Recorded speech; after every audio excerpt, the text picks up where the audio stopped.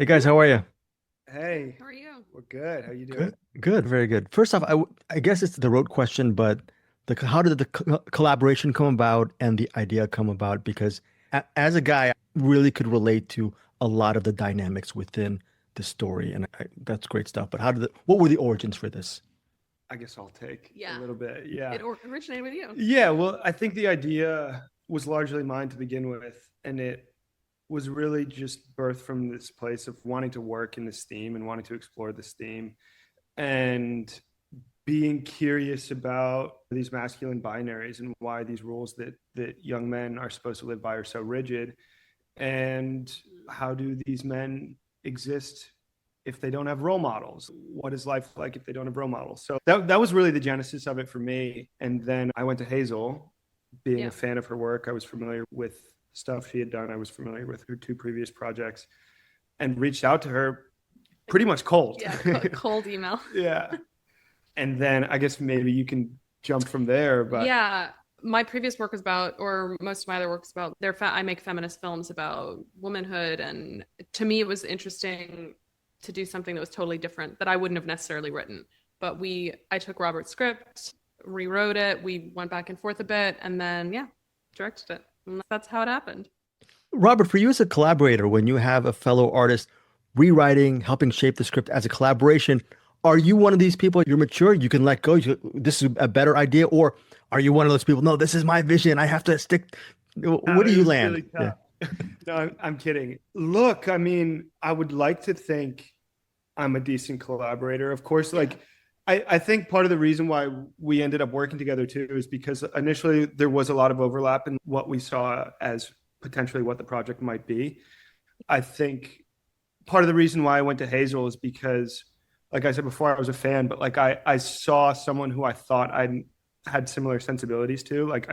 I liked visually the way she told her stories. I liked thematically where her stories lived. And I reached out to her. I mean, like I say, I reached out to her cold, but like it was still a very intentional yeah, contact in that I thought this might be a good potential fit. yeah, Hazel was a feminist filmmaker. That's a weird term, but like yeah, Hazel had previously made projects that were revolved thematically around feminism, and I kind of saw that as like another side of the same coin in a yeah, way. Like her yeah. film Doublespeak, for example, is about a workplace conflict and a workplace struggle revolving around Yeah, I think sexual misconduct. Yeah, and I think for me, I mean, you were like, you can throw out the whole script and rewrite everything, but I was actually kind there of was a lot in it that was it was working, and then a lot that we changed. But you're good about it. You weren't married to anything. no, I wasn't. I No, so wasn't. which was Yeah. helpful because otherwise, I mean, I had a perspective as well. So that was good. You were a good collaborator. Thank you. Hazel, I can barely frame a shot on my iPhone and barely edit as well. So I really love, what do they say, the mise en scène within this short, the way you cut, the way you actually make it very dynamic. In layman's terms, what was the key for you to capture this energy and this world? Because I thought you did a really great job.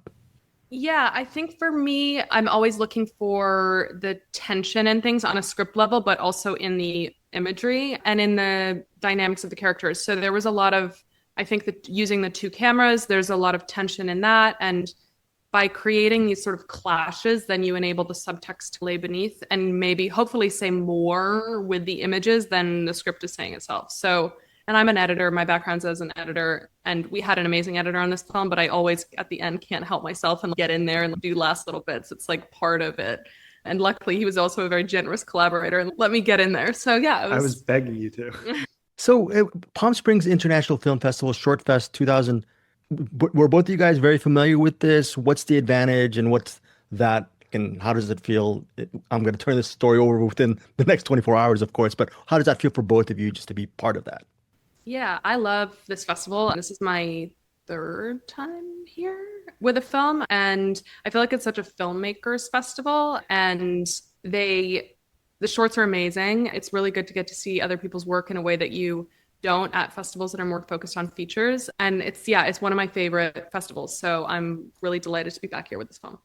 Yeah, my first time, but I'm equally as excited. It's also worth noting that one of our cast members, Armando, who plays Stretch in the project, is from Palm Springs. Yeah, Coachella. So, or from Coachella Valley, which is Yeah. this general area, but it feels cool for that reason too. He's got some family in town that'll be coming to the screening, so it feels like a little bit of a homecoming for him. Yeah. Unfortunately, he won't be here, but Yeah. But we're it's here. cool. We're Yeah, present. he's here in spirit. Yeah.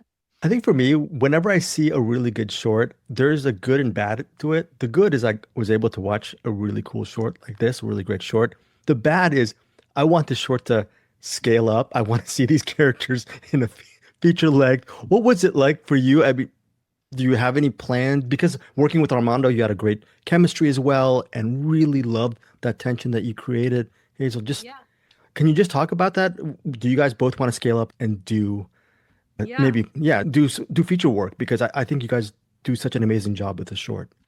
Totally. There's no plans for a feature of this particular film, but I'm working on a feature of my previous short, Doublespeak, and I'm actually working with Armando on another short film project upcoming. So I loved working with him, and I'll keep working with him. But yeah, we're both working on larger feature work. Yeah. Not this exact story, but using similar themes and Yeah. subtext. I mean, we were speaking about this earlier today. Like, Yeah.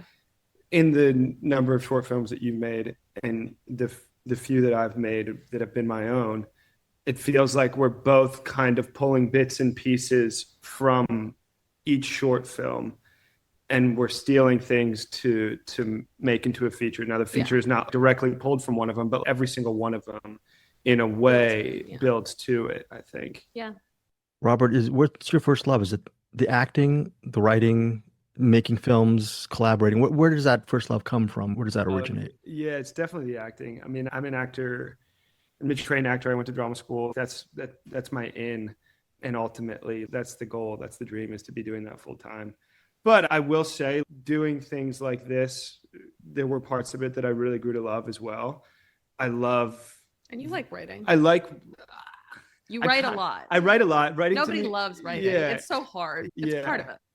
But I do like the idea of contributing a really specific message or contributing to a really specific conversation that feels precious to me. And that was the genesis of this project. That was the genesis of another project I just finished and will continue to be part of my work going forward. The goal is to act in all of those projects, but it does feel good to be pulling directly from my heart, if you will. I'm going to call you guys both out. When the short is screening, where will you be found in the theater or in the location? Will you be hiding? Will you be somewhere in the crowd? I want to tattle on you. Yeah, we'll be watching. We'll be I'm watching. celebrating. I usually hide. I mean, you want to always watch the first one. At least I do. And this is the premiere. So I want to see it and be in the crowd. And then, especially as one of the editors, I have seen it so much. Then I start to hide for future screenings. But for the first one, it's so fun to see how an audience receives it, like how they react and be in it. So we'll be front and center. For sure. And the feel is 100% different on a big screen in a theater with other people. I almost feel in a way I'm going in and I'm going to be seeing the movie for the first time again. It's going to be fun. Yeah. Yeah. So final couple questions is for people who are interested or passionate about filmmaking and starting off and making their own short, what do you guys think along the process is the most overlooked element that a lot of people maybe bypass on the way to making their short? If that makes any sense. Well, for sure. The script. Nobody spends enough time on the script, I think. It's the production part feels glamorous, but you're never going to have a good film without a really good script. And you can work on the script it's like the thing you do for free. You're not paying anyone to do it for you, especially when you're just starting out. I think the script is the most. 100%. And to piggyback on that also, I would say don't rush anything along just for the sake of it, because it's so easy early in your career just to be eager to make something, and getting jumpy just to get something done isn't necessarily the best way to go. I think you should not overlook anything and spend as much time as you feel you need on things to make sure that when you are on set, they're really good. Yeah, exactly. Because you don't want to get on set and be unprepared. And that, if you are, you will be found out. Hard to hide. Hard to hide. I think for both of you, just wondering regarding origins, what made it worth the sacrifice for both of you to enter this field of filmmaking and acting and this world? Because a lot of people, I'm sure you've noticed, maybe some of your colleagues who are just as talented may give up midstream because it's just too hard. But You guys keep working. What makes it worth it for both of you? For each of you? Ooh, that's such a hard question. I think, well, one, it's never your only thing. For you always are doing something else along with, like, I direct, I also edit, and editing is what pays my rent. But I think the thing that keeps it's just like the love of it, really. Like, I love being on set. I love working with actors. I love like seeing the final thing come to life. I love writing, even though I also hate it. All of it is Right. like, I never thought I was going to be a filmmaker. I didn't grow up watching movies, but once I started doing it, it's like you kind of can't get away. And you're right. If you keep doing it, you keep doing it. Like, the only way to be a writer or director is to write and direct, act. Yeah, I think like this may be an unpopular answer, but like I think your relationship to it is revealed to you as you do it. And you may think you're a lot more in love with it than you are necessarily in the beginning. And then you're up against, whatever. It could be financial. It could be like you're sacrificing time with family and friends, whatever. You're up against all these things and you're forced to choose. And as you make those choices, I think your real relationship to it starts to emerge, and it just kind of happens. If you stop, that you probably should stop. And if you don't, it's because you really love it. I think it just happens that way. Yeah. And final couple questions is, I know maybe this is thinking way too much, but what does it feel like to know that someone might see this short just for you guys and they'll think, maybe I should be a little bit more accountable for what I do on a daily basis, how I interact with people, my energy.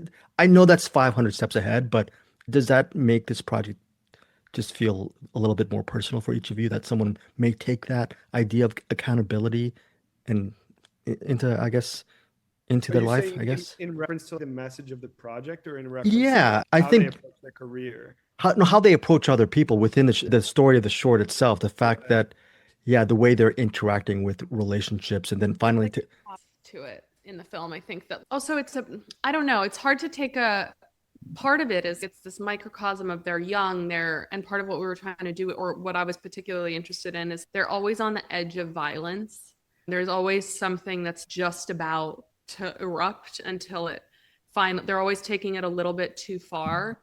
And I think that's a feature of the age that they are, and like the way that I mean, I see it in my stepbrother who's 21. It's just that male thing. And women have it too in a different way, that I think as you get older, you learn that your choices matter. Yeah. You have to be intentional. And I think most people grow out of it, but it's hard for me to have a lesson for future, but I think your choices matter. It's the smallest things that you don't even think will be. It's the accidents that are really a result of a lot of larger behavior. Right. And I mean, that is the aspiration. I think you should have an aspiration like that anytime you go out to make something. Without sounding too cliche, there should be that at the heart of every project, I think. The idea is to change something, right, in your viewer. I think as an audience, why do I go to the movies? I go to the movies because I want to be changed. There's something, whatever it could be, to be healed. It could be, I need some fun tonight, whatever it is. But the idea is I go to be changed. Or to feel something. Yeah. Yeah. And I think as an artist and as a filmmaker, that should be the driving thought and the driving force behind every project. There should be something I'm trying to push the needle for, in my mind. Not everyone thinks that way, but that's how I approach every project. Final question regarding films that change or make you feel something. Can each of you, I know this is a very hard question, can each of you name one of your all-time favorite movies, and what is it about this movie that possibly impacted your life? Yeah, I can. I have an answer. The Robert Bresson film Alazard Balthazar is the movie that made me want to make movies. It's about this donkey called Balthazar, and he's owned by various different people, and you really learn about humanity through the life of this. I mean, it was heartbreaking. I've never cried as much watching a film as that one. And just the smaller stories, none of it was like big or flashy or whatever. It was all just human. And I feel like that's the best thing that film can do, is make us draw attention to different parts of humanity, but also make it clear that we're all one. I don't know. It's beautiful. And that's how I get lost in stuff too, unless it feels you have to feel something. real. Yeah.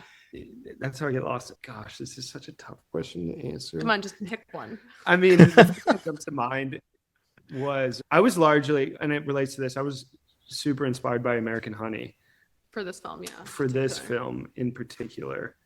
That's a good one. Because of the loneliness and lack of direction, particularly in the male lead's character. And it was something that and the lack of anything to look up to, really, was something I wanted to tap into. Thank you guys so much for your time. Really enjoyed your short and looking forward to interviewing you both down the road. Thank you, Thank you Greg. so much, This was Greg. fun. Thank you. It's a pleasure. Have fun tomorrow. We Thank will. you. Yeah. Hey guys, thanks so much for watching this video. For more movie and television reviews and interviews, please subscribe to my Deepest Dream channel. Like, comment, share, subscribe. And as always, thanks so much for your support. Take care.